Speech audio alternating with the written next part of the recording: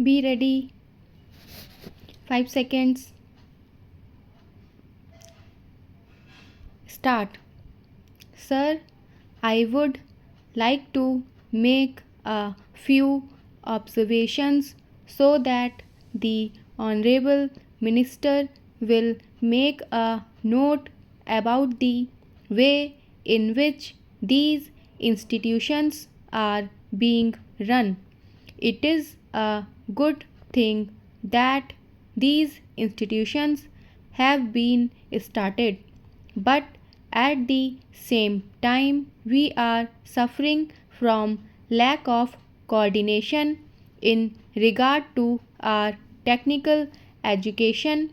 We have certain institutes like the Polytechnic, etc., under the Scientific Research and Cultural Affairs Ministry, and they are run through the state governments. Then there are the engineering colleges under the universities, and thirdly, sir, trade technical education is imparted by the Central Labor Ministry at the state level.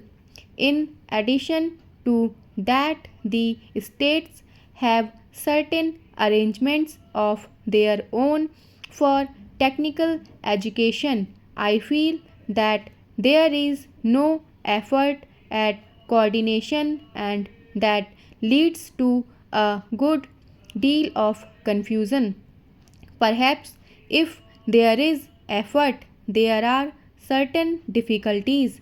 I hope the Honorable Minister will tell us about that. I would also like to suggest that even in these four institutions, as for some time, the medium of instruction would be English. For emotional integration, an attempt should be made to take a few students from the neighboring region or other regions on a reciprocal basis. Otherwise, these institutions will themselves be developing, as was hinted by the previous speaker, some regional consciousness.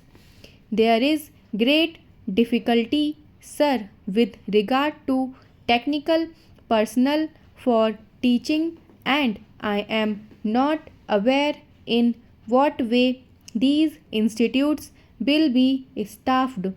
Perhaps some foreigners will be brought in, but at the same time, with the arrangements existing at present for taking technical help from different countries, Russia, UK, USA, and Germany, I do not know whether there will be special courses provided in these institutes for the teaching staff from those different countries. What arrangements there are, one does not know. In the present arrangements for teaching, I should have liked to mention the fifth arrangement for teaching at present provided through the various industrial concerns like Bhilai, Rourkela, etc.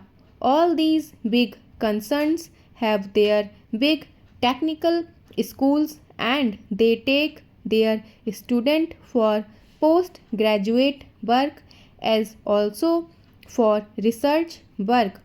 What will therefore happen with regard to the standard is a question. Sir, we are not at all sure in our country about the correct use of terms. I would, for instance, mention here the word polytechnic.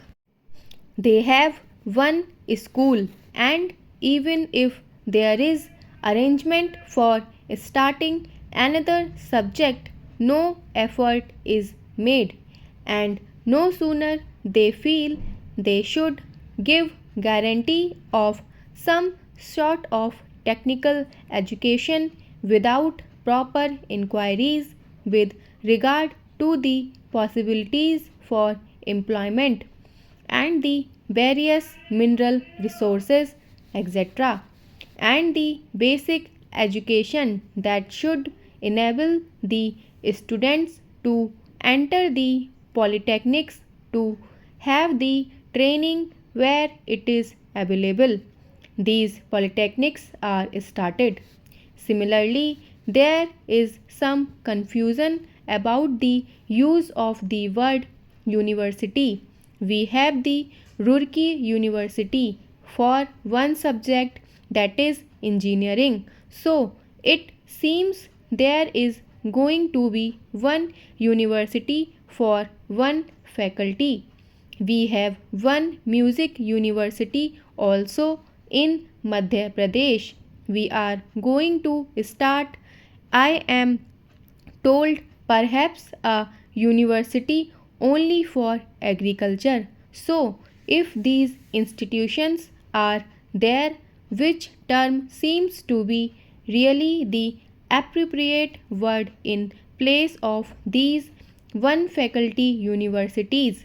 I think the Honorable Minister should take the initiative in determining what should be the exact connotation of these terms.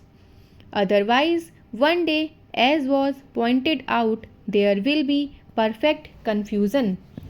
There comes also the question of the recognition of the degree given by these institutes.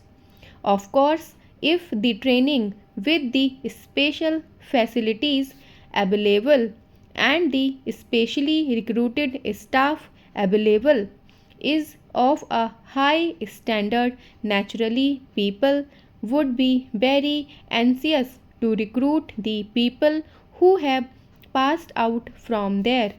In the beginning, there will not be any trouble with regard to making use of graduates turned out from there. But the question of recognition has to be decided on certain principles, and those principles should be laid down and followed from the beginning. Now, I would like also to mention the question about scholarships. It was pointed out that certain scholarships, especially to the children of the working class, should be given. I would like to point out here that there is already provision for that and it is not something new. What I would like to stress is that scholarships should be in larger numbers. The scholarships do not seem to be adequate for the rising standard of living and the cost of living. The scholarships that are given do not meet half the need. There is yet another matter which the Honorable Minister is the proper person to inquire about, and that is the merit scholarships that are available in different states to students for technical subjects or to other students who pass with very high marks are not given by the states if they read outside the state. Stop.